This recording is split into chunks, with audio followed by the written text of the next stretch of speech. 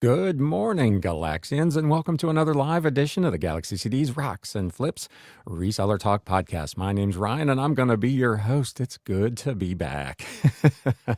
It's only been a couple of weeks, but it feels like it's been longer for some reason. So a quick thank you to everyone who reached out and commented on my post, either on Instagram or here on YouTube, where I said I was taking a little bit of a coffee break, a little mental reset. I appreciate it very much. I am back, and we've got some stuff to talk about.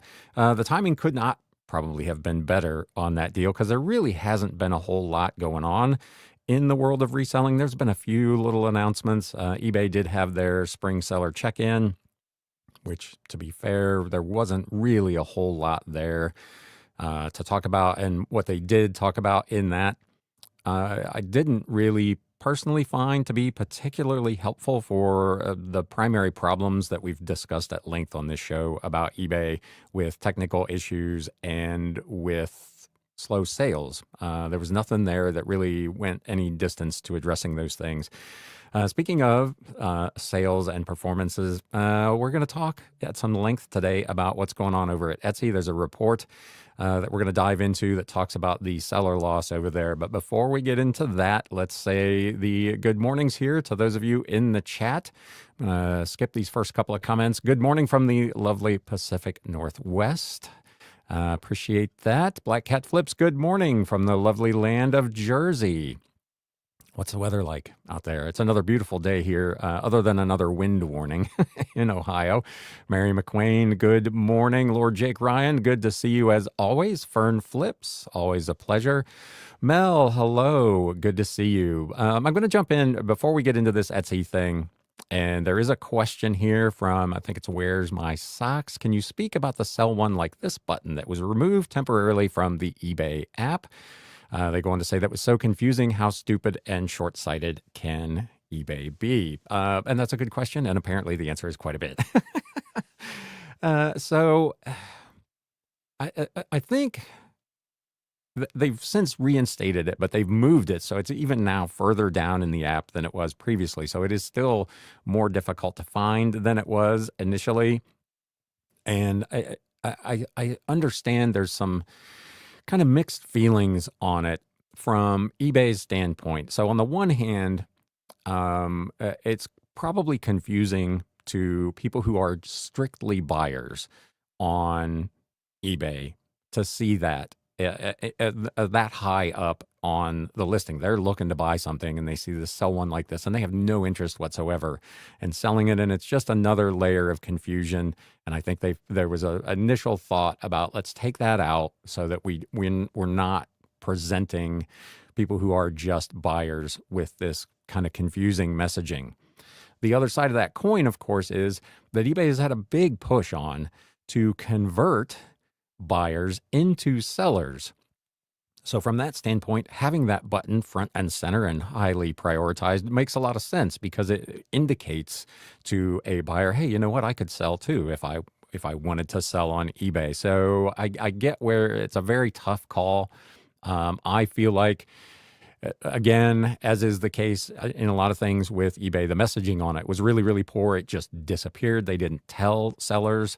It's been unclear for a lot of sellers, including myself. You go back a couple of weeks ago on the live, someone mentioned that you could click the three dots to get a Sell One Like This up at the top, which saved you having to scroll down through all that stuff, which I have been using ever since. But they never made that obvious and clear. They never communicated really that I know of that thing was even there. And then they just pulled what most sellers had become accustomed to being a common feature from the app, which of course led to a ton of confusion and a lot of difficulty for sellers. So in a lot of cases, as is the case, it goes back to messaging.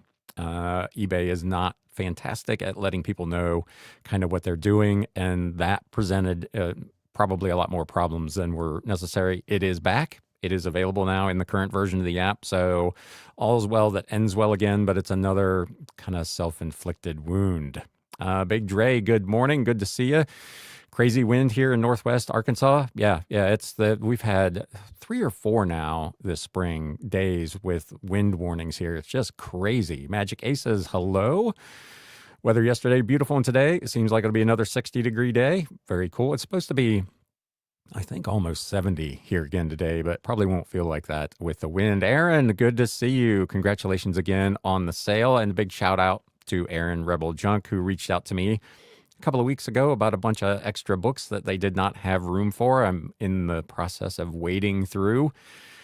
What did it end up being? 12 or 14 like bankers boxes full of books that I was able to get from Aaron. So thank you very much for that.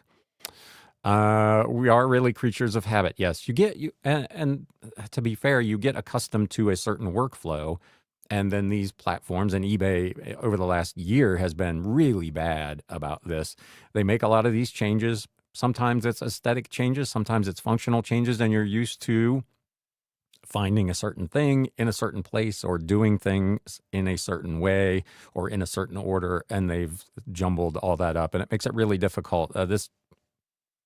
I'm not so old that change just I hate change, but a lot of it again goes back to not being clearly communicated, so you don't know what's coming, and all of a sudden you hop on your app in the morning and everything looks different, and your workflow is messed up, and it's a problem because you've become accustomed to doing things a certain way. Mel says, I always use the three dots, didn't even know it changed. Yeah, if you've been using that, you would not have seen all the kerfluffle probably.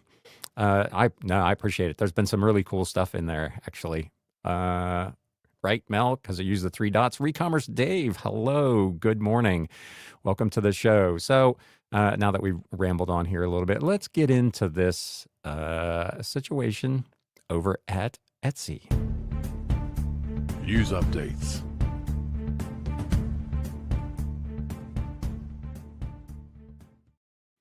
Let me move my screen here so I can see what I'm talking about. Here you go. This is a big number. Etsy lost 1.4 million active sellers in a year. This article was over on Marketplace Pulse, came out last week. I thought about doing actually a standalone episode on this, but I thought a live where we could actually discuss it probably made more sense. This is a big, big number for Etsy. Their active seller count has declined for the third consecutive quarter, dropping from a high of 7 million to just 5.6 million in the latest figures. To be fair, they do apparently announce their seller figures. eBay, as we noted a couple of weeks ago, has not released their seller figures, their active seller figures for several years. So anything you've got there is kind of an estimate. Most notably, the article points out there was a sharp decrease of 600,000 active sellers, those who have made at least one sale in the last year, from Q3 to Q4. So in the span of 3 months, they lost 600,000 active sellers. Now, to be fair, that's not necessarily sellers leaving the site. This could be just sellers that didn't sell anything. There's a lot of sellers who I think got kind of caught up in the YouTube kind of print on demand trend, trying to sell t-shirts and mugs and stuff through sites like Printify and that sort of thing, that just are not generating any sales, because that is a very, very difficult market to crack, as I found out when I tried it. Generated a handful of sales, but nothing really great. Nothing certainly like the YouTube videos would lead you to believe you could do. And I imagine as you went into Q4 of 2023, that was a big hype, and I think there were a lot of sellers who got into that, and now they're just flat. They're not adding new items to their shops. They may still be active on Etsy, but they're not currently selling, and those old designs are not selling. So this may look worse than it is, but 600,000, either way you slice it, is a really big number. The trend, the article says, indicates a significant contraction in Etsy's seller ecosystem, bucking the growth pattern seen at competing marketplaces. You can see here on the chart their seller count from right around the start of the pandemic grew pretty steadily right up until 2023 at the end of the year, when it began this downward trajectory, which it has continued ever since. The decline extends beyond just sellers. Active buyers decreased from 92 million to 89.6 million over the past year, while quarterly and annual gross merchandise sales, as we've talked about, has also shown modest decreases. This trifecta of declining metrics suggests that Etsy is facing structural challenges rather than experiencing temporary fluctuations. The CEO, as we've talked about with their quarterly earnings reports that have come out over the last couple of years, points to economic headwinds and inflationary pressures on consumer spending and those sorts of things. This article seems to think that there's more going on there than meets the eye. We're going to get into that a little bit further here in a minute. According to Marketplace Pulse research, nearly 14 million sellers have registered with Etsy since its inception, with registrations peaking at almost 3 million new sellers back in 2021. However, the number of new sellers joining each year has declined drastically for 3 consecutive years, approximately halving each year. At its peak during the pandemic, they were adding over 300,000 new sellers per month. Current data shows this figure has plummeted to less than 20,000 new sellers per month last year.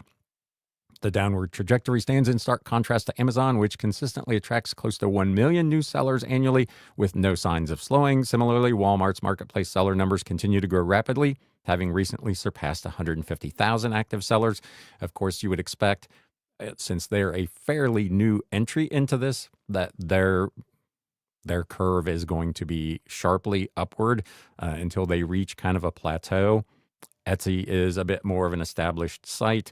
And to be fair, I don't know how many of these sellers that I've registered on Amazon are actually selling anything. So that's another question it's hard from that raw number to really know exactly what's going on. As Etsy approaches their 20th anniversary this year, the CEO, Josh Silverman, maintains that the company's focus remains relevant. For the past 2 decades, he said, Etsy has been the home for creativity and self-expression. In today's world of automation and generic commoditized goods, we believe our mission has never been more important. This is a point I want to come back to because I think this is really important.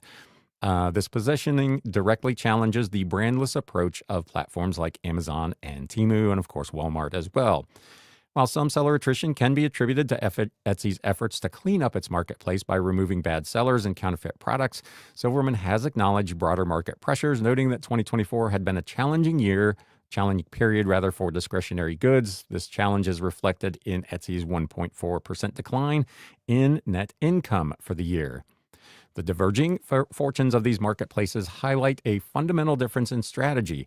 Amazon and Walmart are thriving by offering near infinite selection and, of course, leveraging Chinese sellers to expand their catalogs. Meanwhile, Etsy remains focused on a narrow vertical, handmade and vintage goods, that appears to be experiencing declining demand based on current metrics.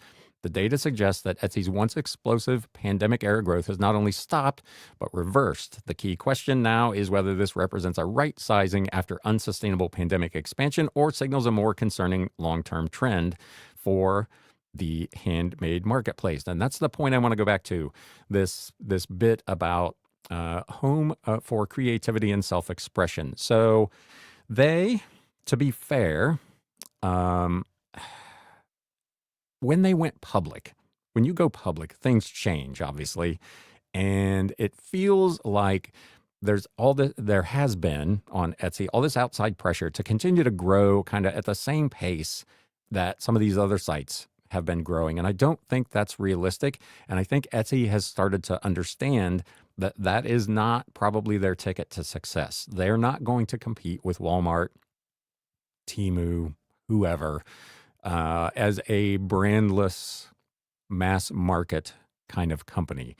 Their focus initially, before they went public, was small, independent, artisanal, handmade, handcrafted, hand-designed stuff. And over the years, as they've gone public, the pressure on them to grow has led them down some paths that they probably regret in hindsight having gone down.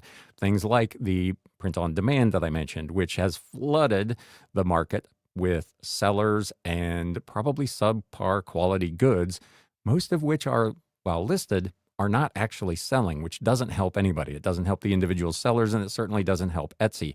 It may look good that's a meteoric seller growth, may have looked terrific on paper, but it didn't translate, obviously, into sales.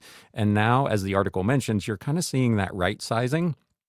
And you can let me know in the chat as we discuss this. My personal opinion, as the guy sitting here in my basement, is that they need to double down on that strategy. They need to really focus on what they are good at and what they were meant to do, which is, again, handmade, handcrafted, personally designed, and vintage. And let those other marketplaces, eBay, Amazon, Temu, Walmart, deal with all that mass market product. I think long term, they potentially, while being smaller, could be much more profitable if they really focused on what they're good at. I'll use my own business as an example. As a bookseller, I'm not trying to compete with Amazon or Barnes and Noble or whatever. I'm trying to carve out my little niche and do what I do as well as I can do it and be successful within that narrow window. And Etsy, I think, got caught up in chasing numbers that some of these other sites do, chasing business that those other sites are way better than Etsy is going to ever be at, and kind of lost their way. I think Etsy sellers would agree with that. If you look at what's been going on YouTube or listen to podcasts from Etsy sellers, there's been a tremendous amount of frustration with the counterfeit goods and the print on demand and all of those sorts of things. So if Etsy is in fact trying to right size these numbers, while they look bad on paper, maybe that taking a step back before you can take a couple of steps forward. Let me know what you think. It's certainly going to be negative on their share price, but I'm not sure they should be focused on that. I think they need to realign with the things that they are good at, the things that they are known for, really double down on that and be the best that they can be, create the best both buyer and seller experience and grow their business that way.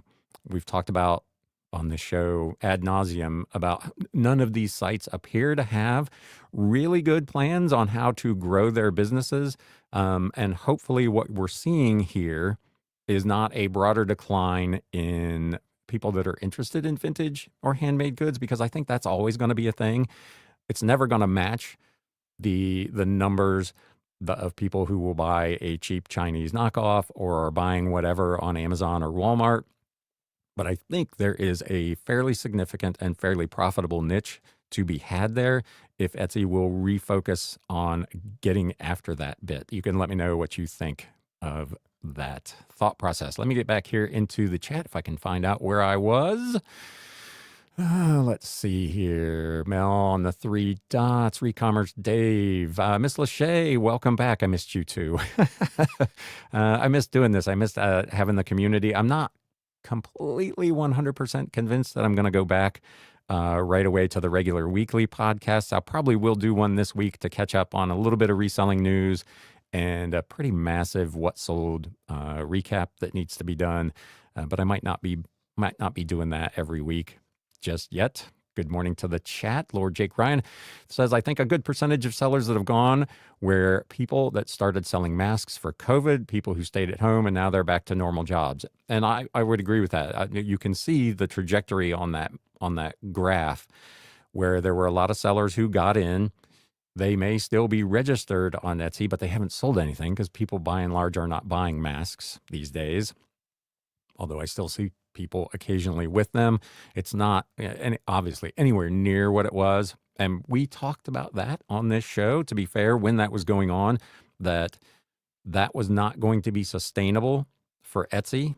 And that I personally didn't see any plan to capitalize on that. There wasn't really any kind of big effort, big push from them to kind of maximize the opportunity they had with all those people who were coming in both as buyers and sellers by showing them other things that they could sell, other things that they could make, other things that could be purchased on Etsy. And they had that opportunity during that time frame with a ton of essentially a captive audience. And I don't really feel like they capitalized on it to the extent that they should have.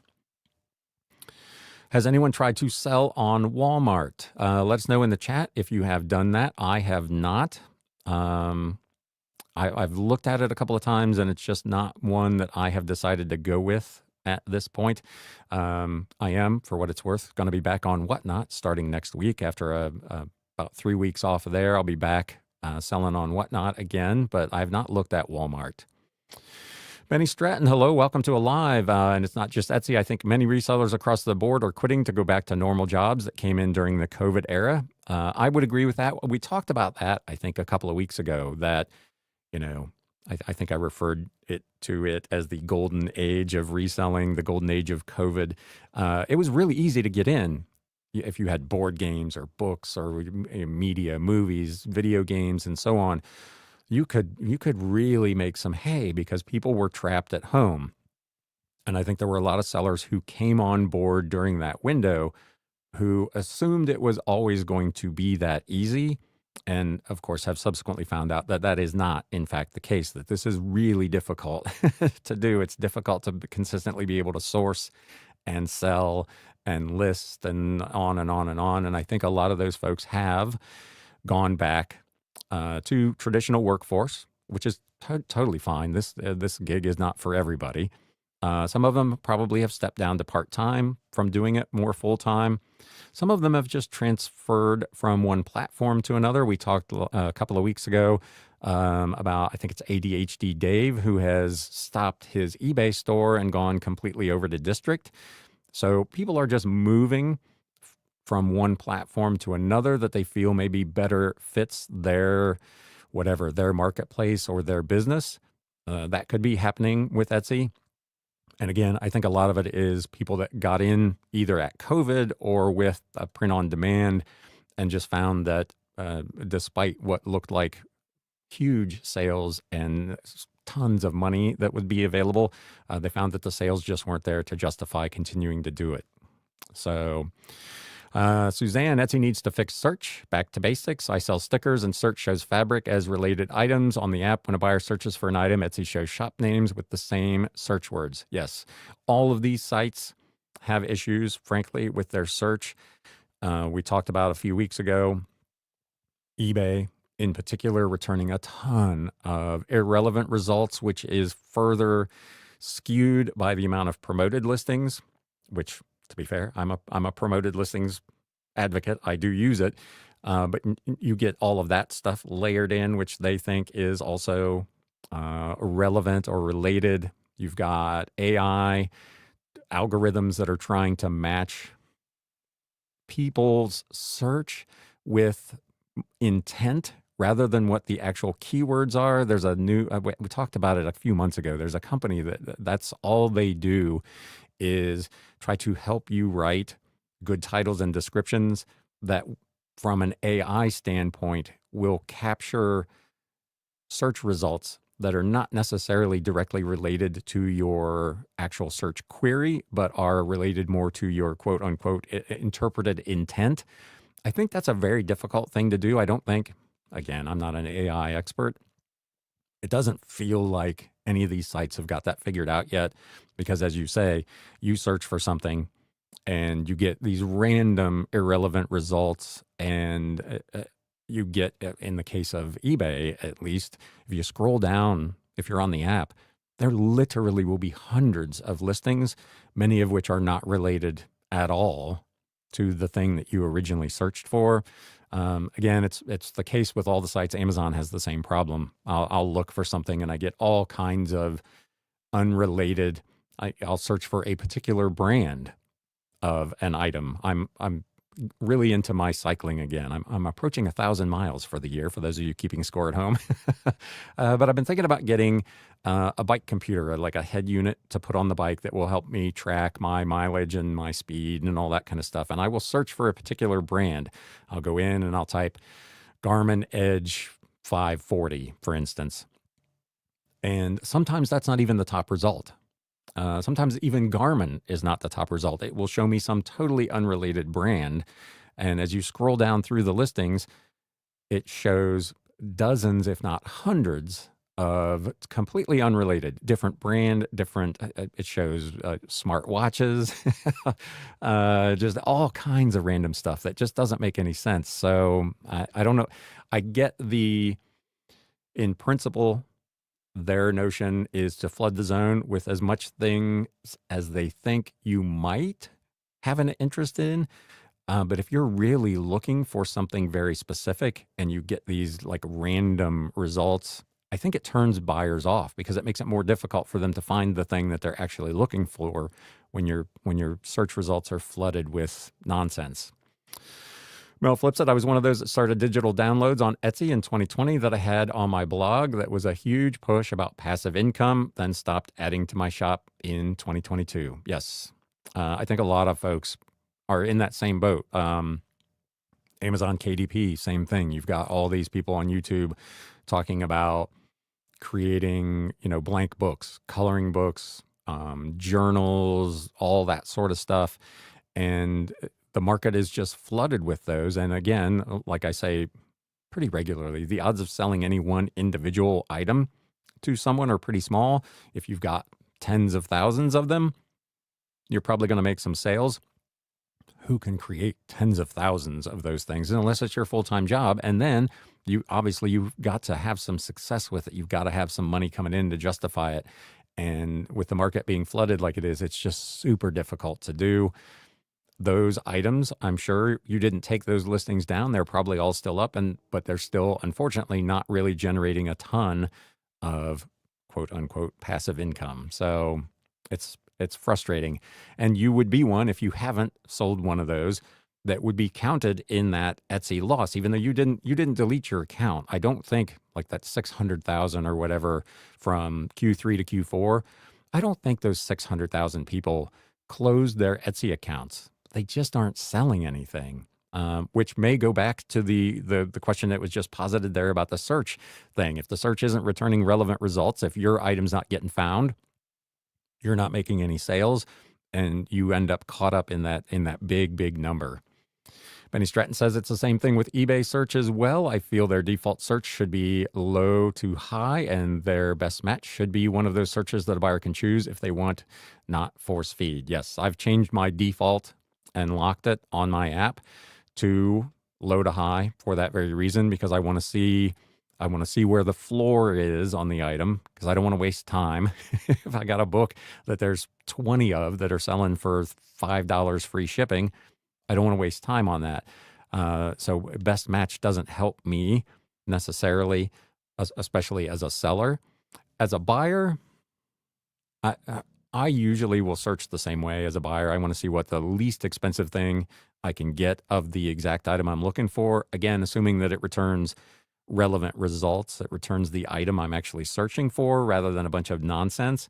But I still prefer to see kind of low to high, and then I will decide, okay, this seller's got a 3-star rating or whatever. I'm not interested in dealing with them. But yeah, their best match for me. I guess I understand why they do it by default, but I'm not particularly a fan either. Big Dre says, I decided not to sell on Amazon this year after all the chaos that's been going on, like only manufactured cost refund on lost items and FBA media sellers losing the buy box. Katie Reeds did a couple of videos recently on some of the shenanigans going on over at Amazon regarding FBA and FBM sellers, particularly of books, and what's been going on with the buy box. I know it has been a ton of drama. I've talked on this show for a couple of years now about the primary reasons that I don't sell over there is it seems like every quarter, sometimes even more than that, they're changing the structure, they're changing the way they charge for things or the way they credit you back for things. And it makes it almost impossible, to really make a ton of, obviously there are sellers over there that are making mad money, and hats off to them. It's not worth the drama for me, for my business and the size of my business, to deal with all that and pay all the extra and jump through the hoops to try to get the buy box, only to have them change how their algorithm works. And then you end up not getting it anyway. And if you're doing FBA, the size of your cube is constantly changing, and the way you handle returns and the way you handle inbound shipments and what they charge for that, and on and on and on.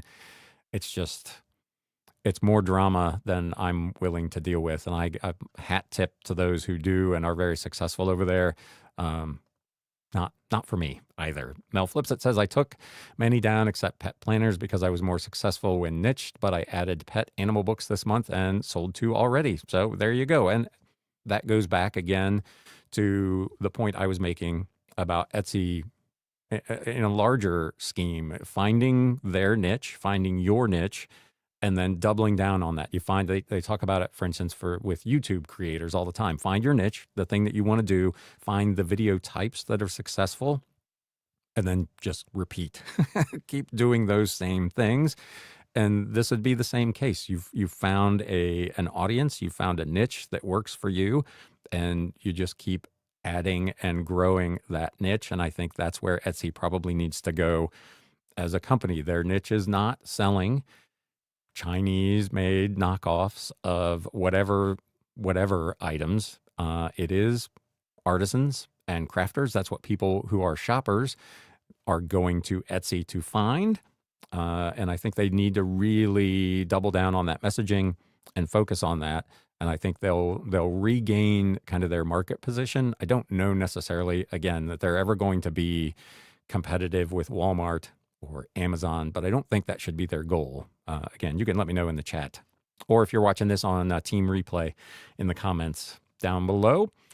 Didn't get a notification of your live show, so just check to see if you were on. I wonder why you didn't get. I posted it on, Sunday or Monday that it was up. So interesting that you didn't get a notification.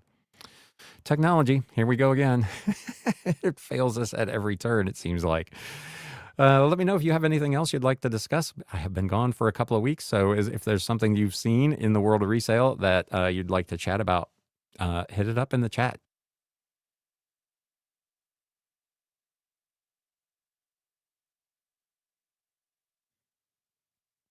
How is everybody's business doing? I've seen a couple people comment on Instagram and in Facebook groups that March feels like it's been a better month than February was. I know that's been the case for me. My February was pretty mediocre, kind of across all platforms. March has been much better, one big return notwithstanding.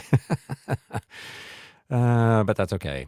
Does anyone sell wholesale on Fair? Says Suzanne. Let us know in the chat if you do that.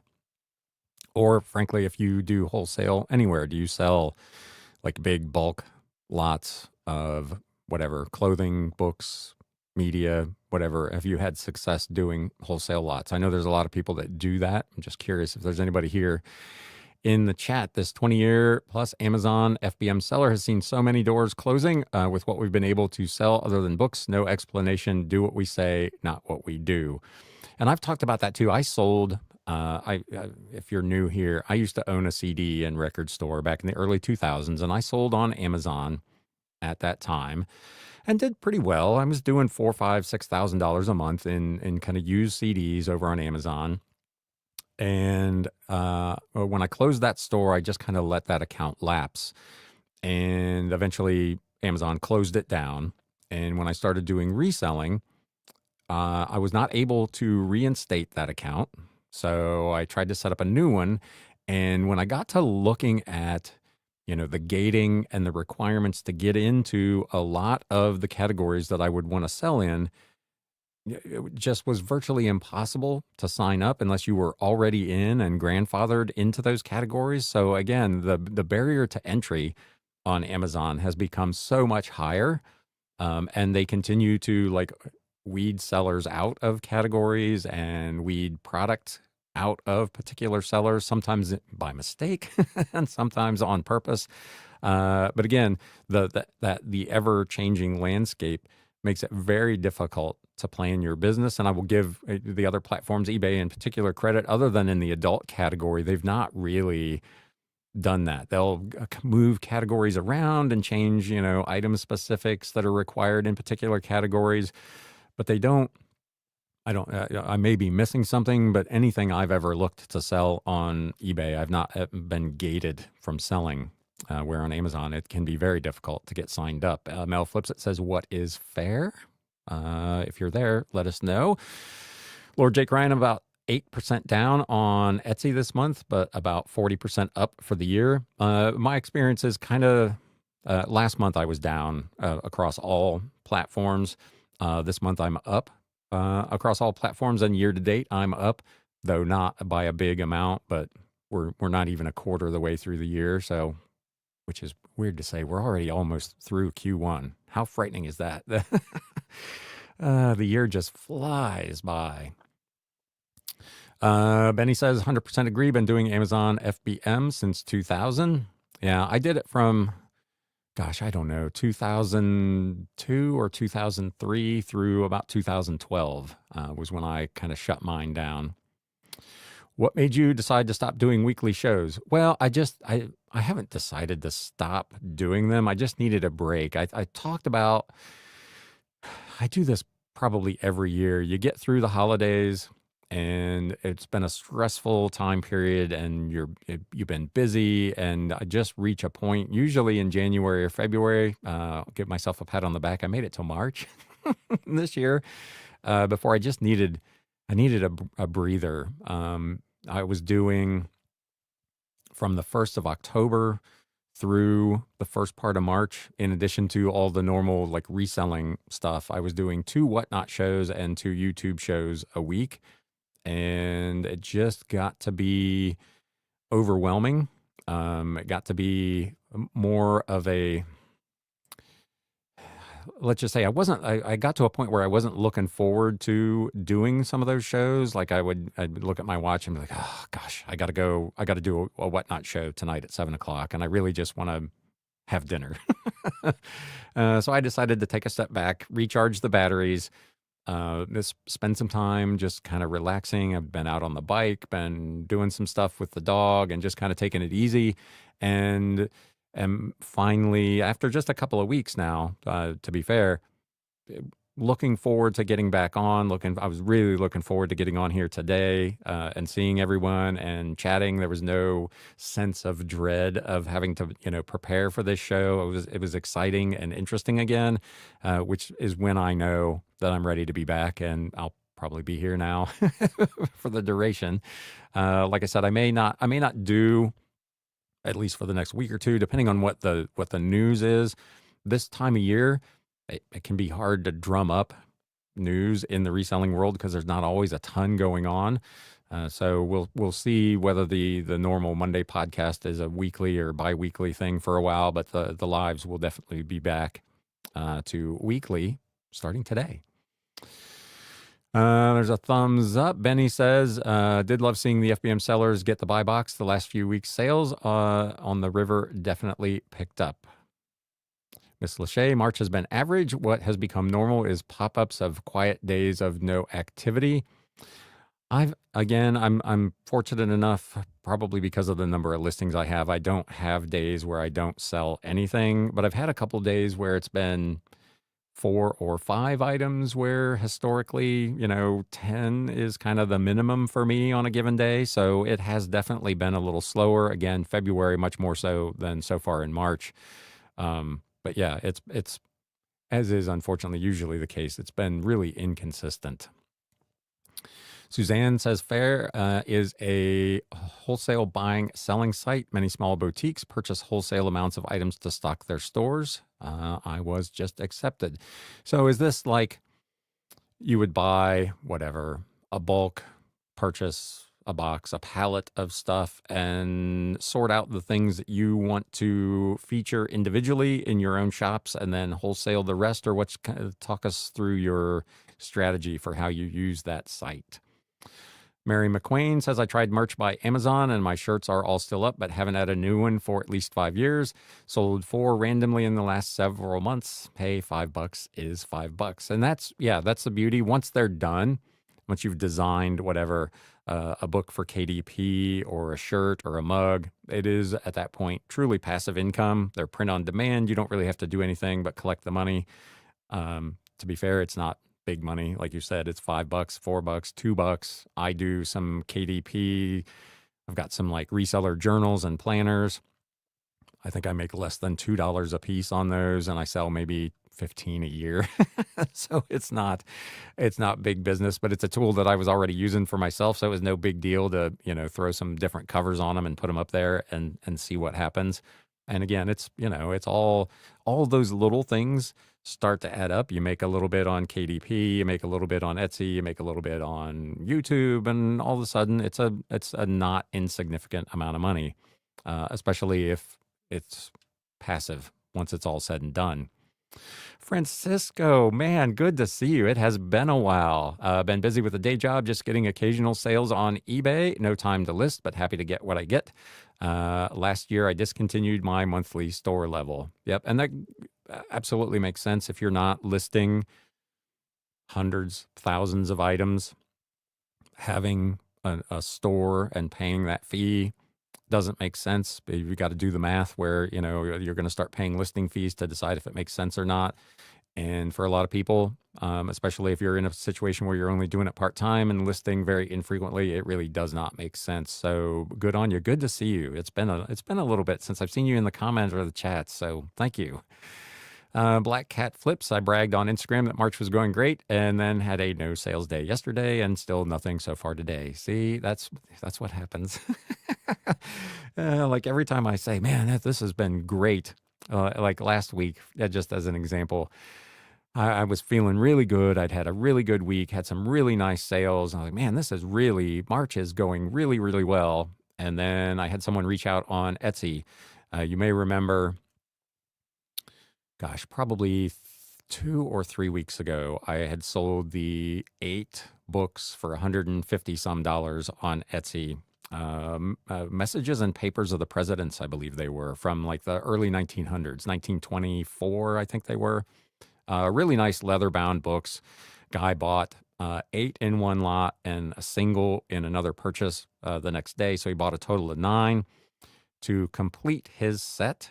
And as it turned out, they weren't the same size as the ones he already had. They were a little shorter, and that didn't work for him. So he wanted to return them. I offer 14-day returns on Etsy. So I took back $157 worth of books that just arrived here yesterday. So that was a painful refund. But I'll just list them again and sell them again. It's part of the cost of doing business. I've never had a return like that.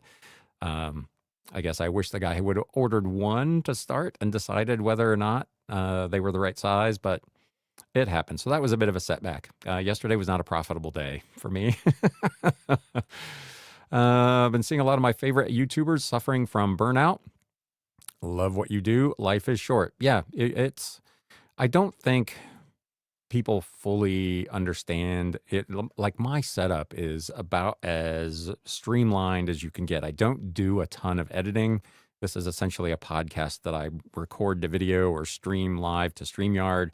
I may throw a couple of graphics in and boom, I publish. I'm not doing like some of these guys do, with all the jump cuts and all the edits of footage out at an estate sale or whatever. That can take hours to do. And when you couple that with everything else that you're trying to accomplish, in my case, the big thing is the research, going through, thank God for Liz over at Value Added Resource, who does all really of the hard work, that does all the reporting, and I just kind of use her as a reference. But still, I spend a couple of hours a week reviewing these articles, deciding which ones are really relevant to most people, then highlighting the things that are important, and getting prepared to do a show. So any way you slice it, you're spending a fairly significant amount of time and effort to put together a show. And if that's not the only thing you're doing, it eventually starts to accumulate to be quite a load. I'm pretty fortunate. My community, you guys are absolutely fantastic. I very rarely am dealing with any trolls or anybody who's coming on just talking nonsense, which would make it even more difficult. We've built a really nice community here, which I very much appreciate. And it's one of the reasons I hate having to take those breaks. But sometimes you gotta just take a breath. Big Dre says burnout is a real thing all resellers deal with from time to time, but at least you have the choice to take time off when needed versus asking a boss and being denied. Nothing like taking vacation. Yes, it is. I talked about, I think in the show I did right before the break, about the flexibility of being a reseller, for working for yourself, working from home. If I decide, today's going to be a really nice afternoon, do I want to go out on the bike at 1 o'clock after lunch and go for a ride? I can do that, and I can come back later and complete whatever my tasks are for the day. A few weeks ago, I mentioned that a friend of mine, his father passed away. I was able to take time off to go to the funeral. Those sorts of things they're very difficult to do if you work for someone else. And the worst thing that can happen is you end up in a situation like this where you are burned out, you are tired or frustrated, and you need some time off, and you're forced to have to take vacation to do it. And that time, which should be enjoyable, you should be taking a trip or doing whatever, ends up just being about recovery so that you can go back and grind again. It's one of the reasons that I chose to do this 5.5 odd years ago, because I wanted that control of my time, that ability to say, hey, you know what, I need to take a break from this, or I need to, cut back on that, and be able to do those things. So, and I was tired of trying to get 19-year-old kids to do the things that I needed them to do as a manager. Mel says, sales are good, surprisingly, not listing daily. You've been sick. I'm sorry to hear that. But I think it must be because increased my number of books under $10, bread and butter, but consistent volume on eBay and Mercari, finally selling books. And again, that's something that I preach on this podcast kind of all the time. Those $5, $8, $10, $12 books that I don't do in the weekly recaps that I show you, because that's just bread and butter. Those are daily items. Occasionally I'll post a random one over on Instagram just to show. Like a couple weeks ago, I sold a random owner's manual from an old power tool or something. And, it was something that I got. I probably had less than 5 cents in. I sold it for like almost $8 plus shipping. Those, you do 4, 5, 6 of those a day, all of a sudden you've got the equivalent of a $50 or $60 item, and you sell then some of those $50 or $60 items, and all of a sudden you're making pretty good money. So media in particular, as I preach all the time, feels like a numbers game. The more you can have and the more platforms you can have those things on, the more opportunities at least you have to generate some income. Fern Flips, oh, what a bummer about that return on Etsy. Yeah, it was, again, it is what it is. It happens. But yeah, that was a big one. It was so big that Etsy had to charge my card on file to actually do the refund, because they had just paid me out on Monday morning. So there wasn't enough money left from the sales on Monday to cover the refund. So yeah. It is what it is. Paper Gold, good to see you. Hope you are re-energized and ready. I am, mostly. But yeah, I'm back. And like I said earlier in the show, Whatnot shows start. I am changing the timing a little bit on my Whatnot shows. I'd been doing them at 7 o'clock in the evening. And I feel like that was probably, again, I've kind of captured an audience there because people are off work, at least here on the East Coast.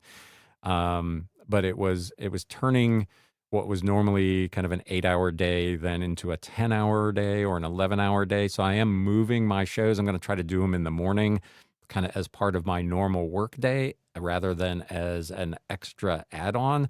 So the shows are going to be Tuesdays and Thursdays at 11 a.m. So Tuesday, Wednesday, and Thursday, I will be live 2 days on Whatnot and 1 day here.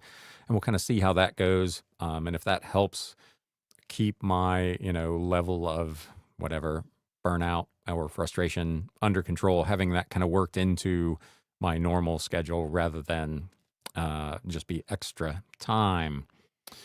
Recommerce Dave says, what's the longest vacation on eBay you have taken? I haven't.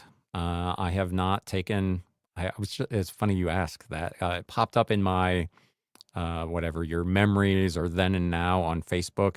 6 years ago this week, I went to Florida for a bike riding vacation, and that's the last time I've taken more than a long weekend off. I have not put my eBay store on vacation. The only thing I did, I changed one weekend. I have Saturday set up on eBay as a shipping day. And there was a week I was taking a weekend off to go to some races, and I turned Saturday off for that week. So I took a 1-day hiatus from shipping. But I've not, in the 5 years I've been doing this, I've not taken more than 3 days off in a row, and I've not put my store actually on vacation mode. Anybody else in the chat, let us know what's the longest you have put your eBay store on vacation mode, and what was your experience with that? I see a lot of sellers that talk about they consistently still get pretty decent sales even while they're on vacation. So if you've done that, let us know in the chat. Example, last hour sale, A to Z, Essentials of Upholstery, hardcover, 1928, from Herbert Best. Yeah, those old books, man. Like I say every week in the What Sold Recap, I just love them. I love what I can find, like an estate sale where somebody has collected books from the late 1800s through like the 1940s. They're few and far between. There are always buyers out there for that. I just shipped one out this morning from, I think it was 1930 something, carpentry book for small woodworking shops that somebody bought. I mean, you just never know. And those old kind of how-to and textbooks can be really, really fantastic, whether you're selling on Amazon, Etsy, or on eBay or anywhere else. I just posted on Instagram earlier today. I got a review on Etsy for an old set of books that I sold that the person said they didn't even know you could buy vintage books on Etsy, which is a comment I get pretty regularly when I talk about having sold. But they bought like a $170 set of books on Etsy that they had been trying to find at a reasonable price for a very long time. I had them up there and they bought them and they're thrilled with them. And again, it's an area where, to kind of come full circle to go back to where we started, Etsy needs to do a better job of letting buyers and sellers both know the kinds of things that can be sold over there. And then I get pretty regularly from other sellers, gosh, I didn't know you could sell vintage books on Etsy. And obviously the buyers don't know that those books can be purchased on Etsy. I think it's one of the reasons that I do a fairly significant portion of my Etsy business, unfortunately, through their offsite ad program. Those people are not shopping on Etsy for a vintage book, but because Etsy does advertise those on Google, particularly on a more unusual older title, something like you just mentioned, they go in and they do a Google search for this to see what's what, and Etsy populates that as an ad. And the person is like, wow, I can get this on Etsy. Who knew? And you end up selling a book. Now you pay 15% in an offsite ad fee, which is a pretty big chunk, to be fair. But it's a sale you would not have gotten otherwise. And because the person did not even know that would be available on Etsy. And Etsy, for their part, has not done a good enough job of letting people know what is actually available on their site. Big Dre says, back from burnout, Mel burns out quite often because she doesn't enjoy being a book reseller and she would prefer to only be a YouTuber. Yeah, see, I'm the opposite. I really enjoy reselling. I like doing the YouTube, but it's not the style of this show is never going to be like a big channel. But I don't think this is what I would want to do full time. It's fun to do. It's fun to get new ideas from all of you, like we did a couple of weeks ago when I was over doing listings in the Batcave, and to get suggestions and thoughts from other sellers, whether I'm just in someone else's audience or whether it's my show, and we're having these discussions, learning new things that I can apply to my business is fantastic because it allows me to continue to grow my business and get better and better every year at what I do. But that's the focus of my business. And it's why when I decide I need to take a break, that I have to take it from the podcast. I have to take it from YouTube because this generates, to be fair, $600 a year in income. And eBay itself does sometimes 2 or 3 times that a week. So I can't, if something's got to go, it's got to be this, not that. So there you go. Benny Stratton, I took 2 weeks off in June and July of 2023. My father-in-law passed away, put all my platforms I sell on 100% vacation mode. So no sales, came back and took vacation mode off, and sales were normal. And that I appreciate that because I know that's a big fear that a lot of people have, is that time away, whether it's vacation mode or you just turn off your store or whatever it is, depending on the site, will then hurt your business once you turn it back on. So that is good to know that you can do that, and it will not, at least in your case, it did not negatively affect your sales when you got back. Big Dre, what is her channel? I think if you just search back for Burnout, she's really good. She's a huge, huge bookseller. She's Australian, if I'm not mistaken. Really good channel. She is a lot of fun to watch, but yeah, she does occasionally go back and forth, as we all do, to be fair, from burnout. Black Cat Flip says, I've done vacation mode for a week and then do a good sale when I come back to jumpstart it. Yep, see, there you go. That's another option. You can come back and run a promotion, put your items on sale to try to get them out in front of more people and kind of get things rolling again. So there's another good tip. See, that's why we do these shows. I was talking to a friend the other day and mentioned selling old books on Etsy, and they said the same thing. They didn't know you could sell those on there. Yep. And it is, again, like I talked about in the last live where I showed you kind of what my process is. And as an aside, literally the day after we did all that, either List Perfectly or Etsy or both made a change in their API, and it works totally differently from what we spent an hour looking at that day.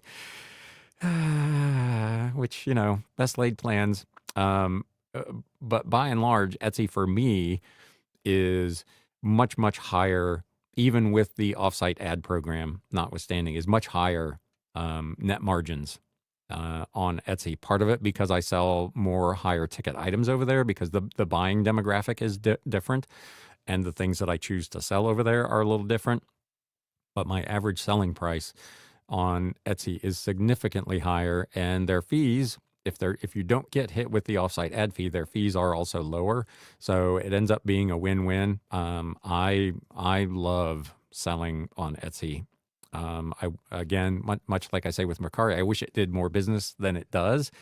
I'd be really happy if eBay was not 80% of my business, but it is what it is.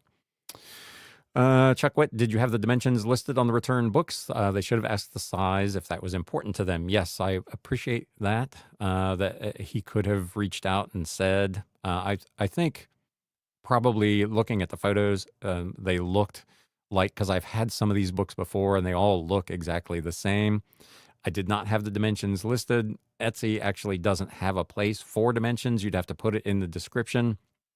It is one of those things that I rarely do on my listings. If you've been here when I list over in the Batcave, I do the size and the weight in terms of the packaging, but I don't measure the actual book and put that in on eBay or anywhere else in the dimensions field where they have it. And this is the first time that it's come back to bite me. And again, to be fair, if it was an issue, you would like to think a customer would ask that question first, because I have had that come up just even recently.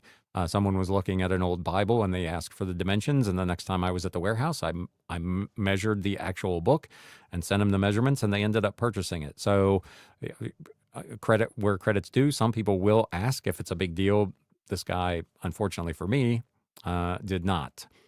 And if anybody is curious, I'll detail a little more with that on eBay, because I want to qualify for the top rated plus seller program to get that discount.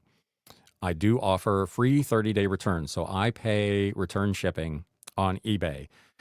On Etsy, I do not do that. I do to sell in Europe, because of the European requirements, you do have to offer 14-day returns. So that's why I have a default 14-day return policy. But it is customer paid return shipping. I do not subsidize the return shipping on Etsy. So the customer did have to pay to ship those items back. And I also did not refund his original shipping charge, because there was nothing wrong with those books. They just didn't suit his particular need. So at least I didn't lose any money both ways on the shipping on that deal. Everybody, as I always talk about, you get the opportunity to run your business the way you see fit. Some people don't do returns at all. Some people do free returns. Some people always refund shipping, and so on. In this case, I did not refund shipping in either direction. Big Dre, Mel flips it. It's back from burnout. Yes. Did not know about vintage books on Etsy either until I started reselling. I knew Etsy from handcrafted good years ago and sold there. I knew vintage items, but not books. And again, I don't think most people know that you think of vintage items and a lot of other things probably come to mind, like top of mind, but probably not books. So that again is an area where Mercari and Etsy and all of these sites could do more to help sellers and to help their own business by finding some way to market. We do have these other items as well. You don't have to go to whatever. And this is a hand-picked collection of vintage or antique books or records or whatever it is. You can sell anything, pretty much anything over there, as long as it falls into the categories that they sell in and is actual vintage. So yeah, it goes back to their marketing and communication, and towards both buyers and sellers. So, Mel Flips it subbed over on, Back from Burnout. Yes. Thank you. And you are welcome. Big Dre says, I got 0 sales when I took vacation last year, hoping this year I'll do better as I have over 1,000 listings now. And I would think, I see sellers all the time that talk about, while on vacation, getting some level of business, probably not what they would have gotten otherwise. Some things are time sensitive. A vintage book probably is not. If I have the best priced, most attractive book listed, a buyer doesn't necessarily have to have that right away. So if I'm on vacation, they may buy mine anyway. For other items, that would not be the case. So it probably depends on what you sell, how that works. Black Cat Flip says, I take a picture next to a ruler for most everything I sell to try to prevent those questions. I know a lot of sellers that do that. I've thought about on my little cutting board putting an actual measurement on there, but the books can vary so wildly in size that it's just kind of frustrating. Miss Lachey says, Mel Back from Burnout did another video to add some clarity to her previous video. I think she enjoys books and book selling, maybe not bulk buying. Not every method fits our personality. It's a learning curve. Yes, and bulk buys they're a lot of work. It's a lot of sorting. For instance, the books I picked up from Rebel Junk from Aaron a couple of weekends ago, it'll take me a few weeks to go through those books. Not everything in there obviously is going to be a winner. There's going to be some stuff that it just isn't, it's either not going to be in sellable condition or it's not a desirable title. So you end up spending a significant amount of time dealing with chaff instead of wheat, as it were. But net, at the end of the day, it's can be a super profitable way to sell books because you get tons of, in many cases, really sellable and in many cases valuable books at literal pennies on the dollar. So it's a trade-off. It's the trade-off I've decided that makes sense for me. I would rather go into an estate sale and make an offer of whatever, 25, 50 cents, 75 cents a book for 500, 800, 1,000, 2,000 books and deal with it that way than to spend hours and maybe end up spending the same amount of money for just the best books. And then I'm not getting those bread and butter books. I'm not getting those $5, $8, $10 books that I would get if I did the bulk buy. So for me, that's the method I prefer to do. I prefer to negotiate with the estate seller and buy a big lot of stuff all at once and deal with it on the other end. Some people would prefer to go through, spend 3 hours at a sale and cherry pick. It's just, again, everybody gets to choose how they do their business. Benny Stratton says, actually, back in the day, eBay sellers would put their store on vacation mode for 24 hours, then take it off vacation mode, thinking it would reset their stores and help boost sales. That's interesting. Major Win says hello to Benny Stratton. Welcome. Good to see you. Thanks for coming by, Miss Lachey. She's definitely a good YouTuber and has stated she would like to spend more time doing videos. Yeah, I know a lot of folks that do. It can be a really fun process. It's really interesting to do. And obviously I'm like into the the gadgets and the tech. I talked about I've got like 8 microphones because this is a podcast first, video second kind of thing, even though the numbers would not indicate that. But yeah, it can be a really fun process, and you get to see results. You get feedback from viewers or listeners that's really interesting. So I see why people like to do it. Benny Stratton says hello to Major Win. We're just watching Mel back from Burnout's latest video where she talked about this in and out of burnout process. And again, like I said, kind of at the outset, for those of you who are late arriving today, probably once a year, I need to take a break. I need to just get away from the YouTube side of it and kind of reset my focus and my energy level to do it, because it can be a tremendous amount of work. It's not always, as I mentioned moments ago, it's not super profitable. So I'm not in this for the money. So it has to be one of those things where you get like the psychic and, emotional, spiritual value out of it. And maybe you pick up a few tidbits along the way from other sellers who participate. And that's where you've got to get your value. And sometimes you need to take that step back to take a step forward. Mel Flips, it says bulk buying is overwhelming, especially the record keeping. But I love it so much because the ROI can't be beat. Yeah. Again, you buy 100, 200 books for a quarter a piece. Maybe you're only into the whole lot for $25 or $50, and there's a $80 or $100 book in there, and boom, you're in the money. I talked about, this goes back several years, but many of you will be familiar with this story. I did the bulk buy. It was like 8,300 and some CDs from a record store here in town. He had done some bulk buys of other record stores that were going out of business. He wanted their vinyl, but he didn't want the CDs. So over the span of 2 or 3 years, he did multiple buys like that, and he had a mountain of boxes of CDs, and we arranged a deal. He initially thought there might be a couple thousand CDs there, and I went in and looked at the mountain of boxes, and I was like, there's way more than a couple thousand CDs in here. But I asked him again, are you sure about that number, and what do you want for these? And he said, if you'll just get them out of here, I'll sell you the whole batch for $300. So I bought 8,300 CDs for $300, and I spent probably most of my summer, to be fair, out in the garage doing the research, going through these boxes of CDs to determine which ones were good and which ones were not. And do I want to sell these?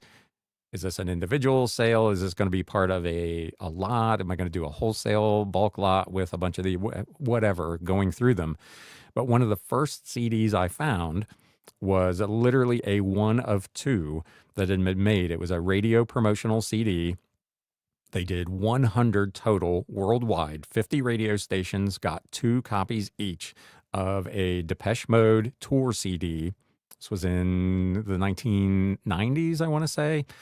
So one of 2 for this particular radio station. It sold for like $330 all by itself. So one CD out of that 8,300 CD lot essentially paid for that entire purchase. So that's the kind of thing that makes it all worthwhile. And it worked particularly well because it was one of the first ones I found. It wasn't like at the end of going through thousands of them, but Major Win, smash the like. Hopefully someone gets a sale. Yes. And as always, I talk about, I'm terrible at this. If you are getting some value out of today's show, whether it's from me or from anyone in the chat, please do me a favor and hit that like button. If you're new here and you're not a subscriber, consider doing that as well. Benny Stratton says, with bulk buys, what is not sellable online, I'll go and sell at the flea market or my antique booth. I was doing that for a while. I had an antique booth and I was selling a handful of books and CDs a month over there. But it got to the point where it was mostly paying the rent every month, but the effort I was having to expend to maintain it just didn't make sense. So those are items that I now do other things with rather than have an off-site booth. But I did do that for almost 2 years. Miss Lachey, Mel flips it. I'm too slow for bulk buys. The other Mel had a purchase of 22 cages of books. Each cage had hundreds of books. Yep. Paper Gold, who was here earlier. I don't know if Max is still here. He's done big bulk buys when he was on the show a couple of months ago. And hat tip to him. We are going to have him back on the show in the next week or two, hopefully. He was talking about having gotten, I forget the number now, it's either 13 or 30 pallets full of books. That's a lot. I've talked about my 15,000 book buy that I did over the course of a summer. I was going up to a small town about 30 minutes from where I live and picking up 2 loads of books, 2 SUVs full of books every week for almost an entire summer to acquire that whole lot. But that has been absolutely a fantastic purchase. But it is, again, it's a lot of time and effort, and it doesn't fit everybody's business model, particularly if you're part-time. It probably makes more sense to cherry pick kind of the individual best items rather than dealing with hundreds or thousands of books or whatever the item might be. Big Dre says to Benny, that's interesting. I did not know that. Another hello. Mel flips it. I bought about 200 books in November, 300 in January. They were my first bulk buys ever. Probably overdid it, so I'm taking a break to reset. I think about doing that. I've got a garage full, and I'll be like, I even told Erin, I don't know if she's still here, Rebel Junk, when I went to pick up the books from her, I was like, I'm not really in a position that I absolutely need any books. I've got literally thousands of them already ready to be worked and researched and listed. But I am fortunate enough that I have the space and the financial wherewithal that I will pretty much capitalize on any opportunity I get. And if it takes me until this time next year to get to them, it takes me until this time next year to get to them. I'd rather have the inventory than not. I don't consider it to be a death pile. It's money in the bank that's just in the form of books at that particular moment.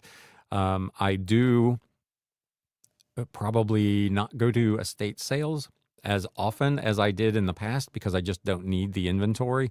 Every now and then, I'll go out just to get out of the house and to do that networking. Even if I don't end up buying anything, talking with the sellers and reminding them that I'm here if they've got a big collection that they need to get rid of. But I'm to a point in my business where I've got enough estate sellers that reach out to me with bulk purchase offers that I very rarely need to go out to an estate sale and actually source books.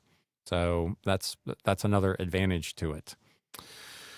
Major Win says to Big Dre, always enjoy seeing you. That my bifocals are not working. TJ VJ Mel back from burnout clearly needs an employee as she's in a much larger warehouse, but she refuses to do it and then wonders why she's always burned out. And that's, again, I'm kind of in that same position. I could probably stand to have someone work for me that would help do listings and sortings and all that. But when I decided to get into this, that was one of the things I wanted to get away from. I didn't want the extra responsibility, the extra financial burden, and the tax and administrative requirements and the management and all that of an employee. So I am a one-man operation, 11,000 plus listings on eBay and 2,000 or more probably in the garage need to be worked. But I will do that myself at a pace that I can manage. And that is going to be the ceiling on my business. Could I grow larger if I got an employee? Could I reduce my own workload? Absolutely. But it adds in other issues that you as a business owner may not want to deal with. You watch some of the YouTube resellers and they constantly are talking about scaling their business. They want to have a business that's so big that they've got to have employees to help them grow their business. And that is a very laudable and realistic goal for some people, but it's not necessarily the business model that everyone wants. It's certainly not the one that I want. I'm not trying to be $1 million bookseller on eBay. I'm trying to balance my work with my income, with my time to be able to do the things I want to do in my life.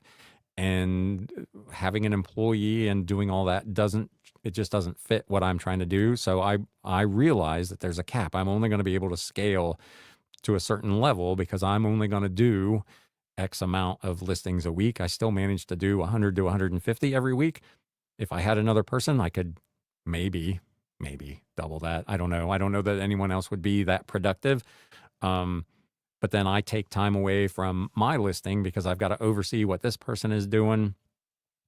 And you can see where people come to different decisions, but you also have to think about that as you grow your business. And if as you say in your comment, if she's in a much bigger space and she has an overwhelming amount of inventory and she allows herself to become overwhelmed by that number, like I just said, if I got a garage full of books and a warehouse space full of books that have not been worked yet, I don't personally stress about that. I'm fine with that because I know I'll get to them. I know there's money there to be made, and I know I'm into them sometimes literally for nothing or real close to nothing. So I don't have a ton of money tied up in it that I have to recoup immediately that puts that pressure on me. So I'm able to do that. But it comes back to kind of knowing yourself and your own like strengths and weaknesses. You see all the time people with making videos about, I'm so overwhelmed by my death pile. If you know that about yourself, you've got to control your sourcing.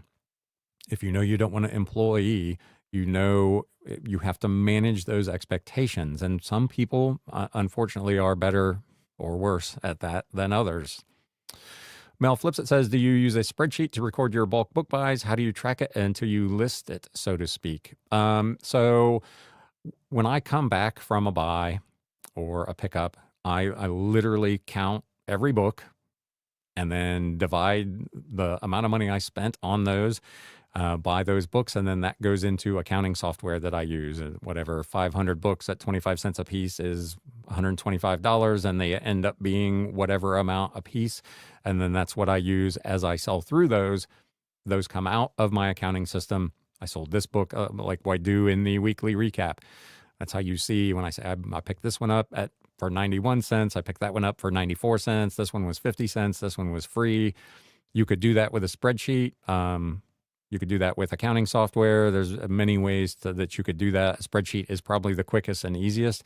If you can like come up with some way to categorize the sheets so you know which books came from which buys and so on, that would certainly be one way to go with that.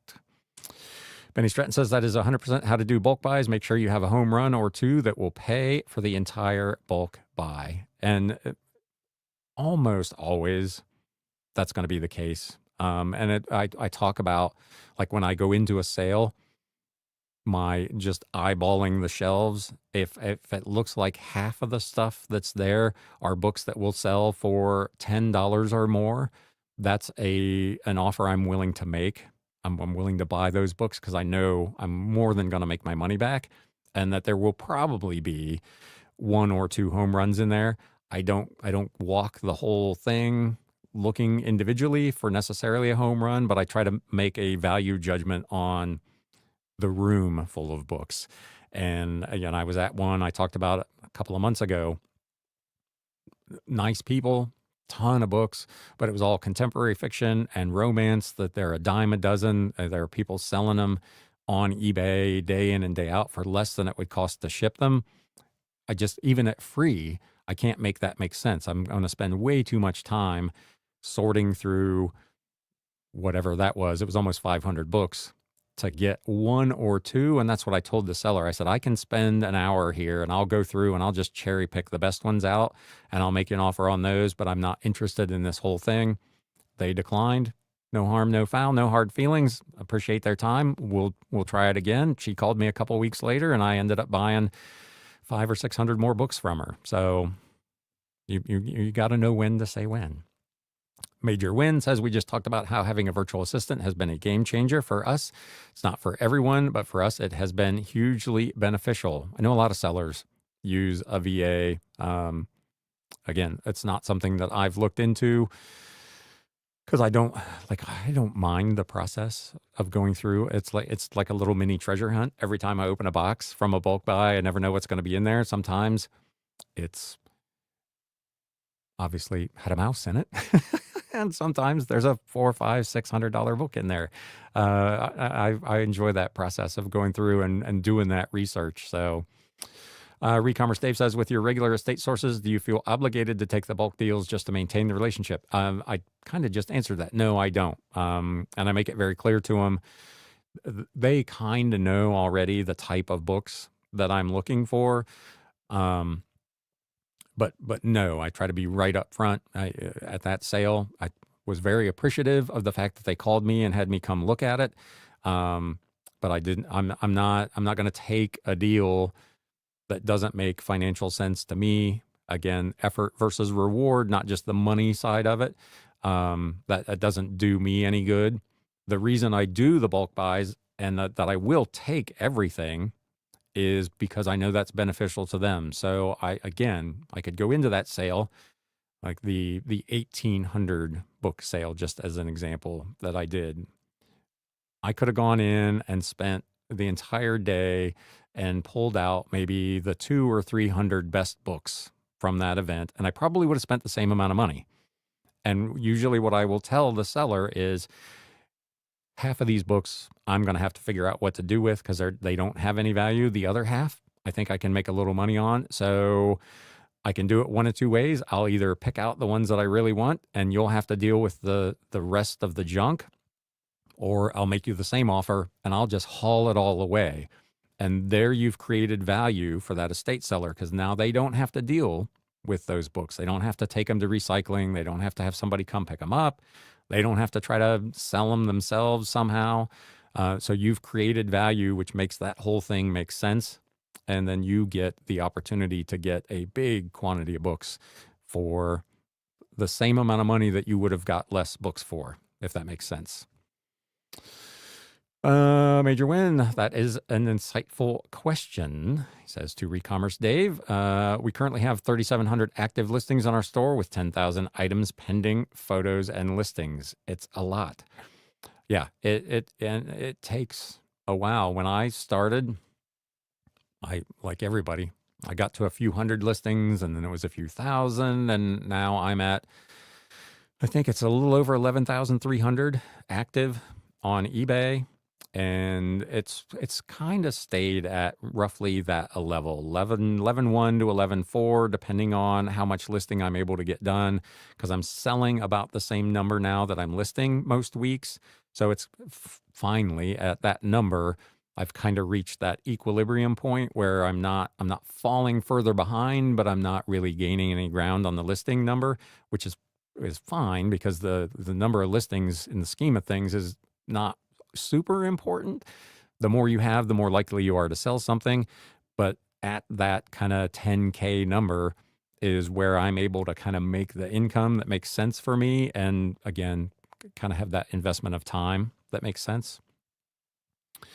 Being so passionate about books as we are here in the Northwest, we have to keep every book in an archivally controlled climate, 65-45 humidity, hopeless bibliophile. I get asked that a lot. My storage unit, my warehouse space is not climate controlled. Many of the books that I get are already in a state where their condition is acceptable at best. If I get something that is really, really nice, those are books that I will keep here at the house. I've got storage here inside my home for those kind of better, higher value books. So I will, do what I can to protect those. But these, a book from the 1920s that has already got significant wear, the pages are already well tanned, and may have some damage. It's not going to get significantly worse sitting in my unclimate controlled warehouse than it was already sitting in someone else's basement. So I don't do that except for the absolute best of the best books. A lot to manage, we mean, says, yeah, it is. It can be. And again, knowing your personality really helps you control that. If it gets to be a point, just like I did, for instance, with taking a hiatus from the YouTube, you get to a point where it's becoming overwhelming. You dread coming to the office to do listings on a day because it's like you've got so much to do that it's now become a task or a chore rather than something you enjoy doing. That's when you know it's time to slow down. And that's, again, to be fair, that's what I did with the YouTube channel a couple of weeks ago. I was like, you know what, it's more work than I want it to be. So I'm going to take a step back for a week or two, get myself recharged, and then come back at it with full enthusiasm, which hopefully has come across in today's show. But yeah, it can be very difficult. Mel Flips, it says, I don't want to get too big. If I wanted an employee, I would have stayed a digital seller where a VA was required. I was a VA. Benny Stratton says, niching up and out. Glad to hear. The more you have listed, the more you will sell. Lines in the sea, the more fish you will catch. Yep, it's the mantra I preach, seems like weekly on this show. You see people, if you're in a Facebook reselling group, you see it all the time. Somebody says, man, I've got these great listings and I'm not getting any watchers and I'm not selling anything. And you go look at their store and they've got 25 items up for sale. And you think to yourself, what is your expectation when there are sellers who have tens of thousands of listings up and you've got 25? Again, like I said earlier, the odds of selling any one item are not necessarily particularly high, but if you've got hundreds or thousands or tens of thousands of items, the odds of selling something out of that bunch every day are pretty good. And that's kind of the mindset you have to have. Not necessarily that you have to have tens of thousands of listings, but it is, in the end, it's a numbers game. If you don't have something super unique and super desirable, you may have it for a while. You may not generate daily sales. And you've got to be, mentally prepared for that. But yes, absolutely. It's one of the reasons I talk about cross-posting so frequently. I have my listings on eBay and I have them on Mercari and I have them on Etsy so that I get those extra at-bats. It's the same merchandise, but different buyers, different clientele. My Mercari store tends to do mostly lower value stuff, sub $20 type items. My Etsy store, average ticket is, as I mentioned earlier, significantly higher. eBay kind of splits the difference, which is why everything goes there. But again, more items across more platforms, the better your opportunities to get some sales. Miss Lachey says, whatever you choose and however you choose to do it, having realistic expectations of yourself is a wise choice. And we've talked about that before as well. I think YouTube, to be fair, is a bit guilty of being responsible for this because there are so many YouTubers who make this look so easy. Like, it is just effortless to go to an estate sale and find a $500 item that you can buy for $5, and then it's going to sell immediately and you're just going to make more money than you know what to do with. And that's not really the case. What's the saying? This is simple but not easy. The actual mechanics of being a reseller are fairly simple. You go buy stuff at a low price, you list it, and you sell it for a higher price. That's in essence what we're doing here. But the actual doing of those things is much more difficult than I think a lot of people are led to believe when they get in. It's, again, to bring it full circle, it's one of the reasons you had the big influx of sellers during the pandemic who have subsequently had to leave, because at that time it was, in fact, pretty easy to do. And people got an unrealistic expectation of how easily you could list things, how quickly and profitably you could sell them. And that's not really the day-to-day life of a reseller. It is much more difficult than that. And if you don't have those realistic expectations about the level of effort that you're willing to put in, the level of knowledge you're willing to acquire, and the kind of the level of ups and downs you're willing to deal with as a seller, it can be really frustrating for you as an individual. Black Cat Flip says, I'm with you. I don't need employees to manage and direct. I list and sell as much as I personally can. Yep. And again, no shade thrown at the sellers who want to scale and have that kind of business. I have mad respect for the desire to do that and the ability to do that and to manage people.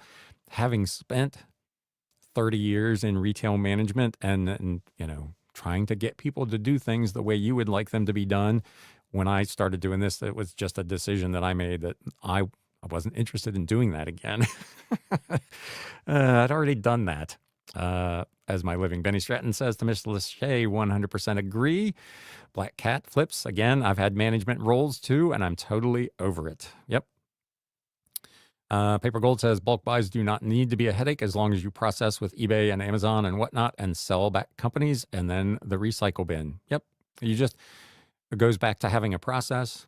And like Ms. Lachey said, having realistic expectations of yourself and, what level of stuff you're willing to have sitting around waiting to be worked and whether that you view that as a death pile or a cash pile, and all those things factor in.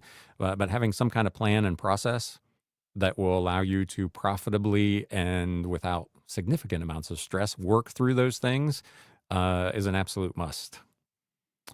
No need to squeeze every nickel from eBay. Use the sellback companies and create another revenue stream. Yep, I know a lot of sellers that use those.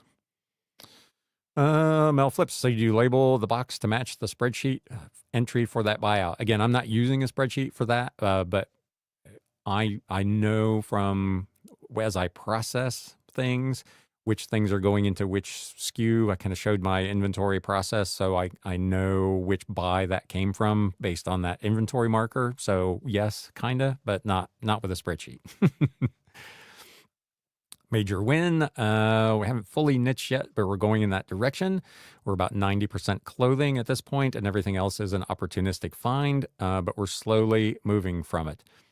And I was kind of the same way. I was much more of kind of a generalist seller when I first started doing this, trying to find my way, find a niche that made sense, that one that I kind of enjoyed doing, one that presented opportunities for inventory at a profitable number. And I ended up on books simply because in my area, at least, it's not hyper competitive. From a sourcing standpoint, I can go into an estate sale on the last day and still find tons of profitable items because nobody else is really looking at books. So that for me kind of became my go-to, and it's why it's essentially what I specialize in now. But I will still, when I go to an estate sale, I'll still look for other opportunities. I still will do kind of old electronics, or a couple summers ago, I bought a huge lot of railroad memorabilia and hats. Again, it's an area I enjoy, I'm interested in.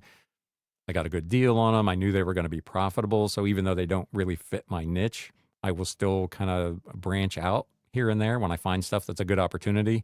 But I've found something that works for me that I like doing. I have ample opportunity to source and has an incredible return on investment for me, both in terms of money and time. So Ms. Lachey says, thanks for the unofficial tip. Only buy bulk books in clear plastic totes. That can be helpful. We agree. That was an excellent tip. Major Win says, we like your style of videos. My wife and I like watching your videos because your voice is calming. Thank you. I think I talked about a couple of weeks ago. Somebody asked me that. It may have been on Whatnot. Somebody was asking about, my mic and my setup here, and kind of made the same comment about the voice. And when I was in my retail management career, working in big box stores, anytime they needed like someone to do like a reading over the PA, we're having a big event and you want to hype it or, have somebody explain it or whatever, I was always the guy that got called on, even before I was in management, to do those sorts of things. But I appreciate that. I'm glad to have you on board here. Lots of hellos here. We're going to wrap this up here in just a couple of minutes. So if you've got anything else you would like to bring up, leave it in the chat and I'll try to get to it before we go. Major Win says to Mel, we completely respect the VA is not for everyone. We'll share what works for us and absolutely appreciate that it might not be a fit for all. And that, again, that's the thing that I go back to on this show pretty much all the time. There's no one right way or wrong way to do this. Some people, again, want a bunch of employees. Some people want a VA. Some people want to sell books. Some people want to sell clothing. As many people as there are out there, there are that many different ways to do this. And that then goes in hand with my cautionary tale of being careful who you take your advice from, because there are people who will tell you that their way is the best way or the only way to do some of these things.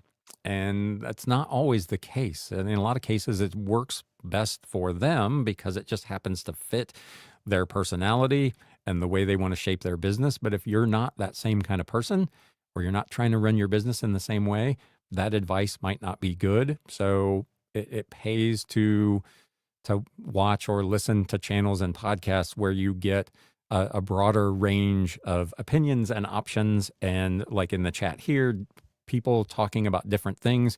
You know, here's a clothing seller on a show that is mostly about books, and we're still able to exchange ideas, and maybe you can pick something up from that. And that to me makes a lot more sense than really spending too much time watching somebody who's telling you you've got to do it this way and they're trying to sell you a course.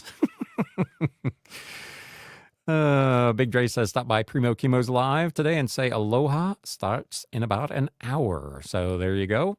If you're not tied up, head over there and say hello to him. Actually starts in 30 minutes because we ran long today, but I was gone for a couple of weeks, so it's fair, right? Benny says, hey, I'll have to leave. Great seeing you all here. Have a great week. We're almost through it. Thanks for coming out. Did everyone hit the like button? If you haven't on your way out, please do that. I would appreciate it very much. Juan at Nose Attic, appreciate what you do. Thank you. I appreciate, again, all of you being here and contributing to what we do here. Miss Lachey, thank you for sharing over an hour of your time. Thank you. I appreciate that very much. I hope so. That's what I'm here for. Major Win, this is excellent content. Thank you so much for an insightful video. You're welcome. Thanks for participating. Mel says, I love these lives so much. Love the chat peeps and me, of course, and the tips. It's helped me so much. And that at the end of the day is what this is all about. I always say if one seller gets one new piece of information or one tip or one piece of news that will help them with their business or whatever's going on in their life, not necessarily even business related, then that video to me was a success, whether it gets 10 views or 1,000 or whatever. So Miss Lachey, I renamed Ryan the Sexy Voice Reseller. Here's a funny story for anybody that's still here and interested in hearing it. So I'm a regular at a little restaurant and bar in the neighborhood. And the story goes, when I first started going there, nobody knew who I was. This was a couple years ago. And somebody who knew me by name asked if they had asked one of the bartenders if they had seen me. And they say, have you seen Ryan? And they kind of gave him this look like, Ryan? And she looks again and she says, do you mean Sexy Ryan? So that is my nickname at my local watering hole as well, is Sexy Ryan. So there you go. At 59, that feels pretty good, to be fair. Thank you so much. Major Win says, we are not the our way is the best way people, but we love to share because we love people. Yep. And that's what I talk about all the time. Like I'm one guy sitting in my basement when I show my listing process over in the Batcave. It's not because I think it's the right way or the best way to do it. It's how I've found that works for me. And if someone can watch that or listen to it and pick something up that they can apply to their business that would then help them be better or more efficient at what they're doing, or would relieve a pressure point or a stress point in their business, that's all good. But it's not anything that I ever say here is not designed to be, this is the one way to do it. Obviously, there are some things that are objectively, the right or wrong way to do things, but most of it, you've got a lot of flexibility. Chuck Witt says, do you do a retreat at sales if you see other booksellers there? I don't. A lot of times what I find is that the other sellers who are there are mostly FBA sellers. So they're looking for books that they can scan and pick up pretty quickly. So they're getting through books a lot quicker, and they're looking at things that I'm not looking at because I'm primarily looking for older books, vintage, non-barcoded items.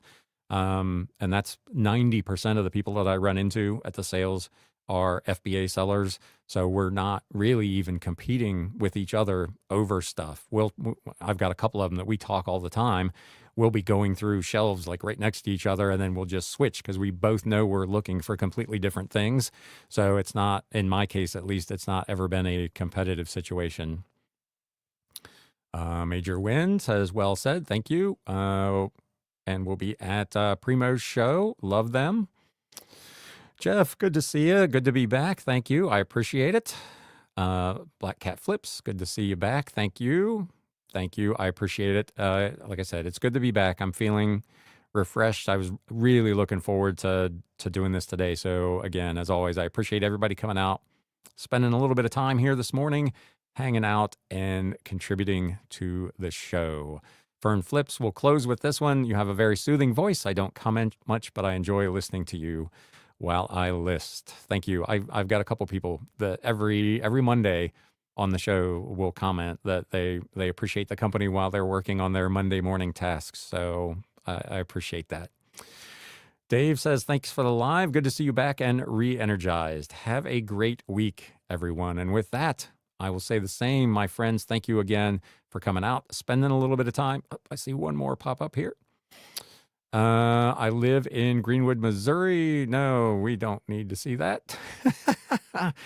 I just said I don't get many trolls on here, and then I get somebody putting their address on here. Interesting. Anyway, thanks for coming out. Thanks for spending a little time. Thanks for sharing your expertise with everybody else. And now it's time to sell. Thanks, guys.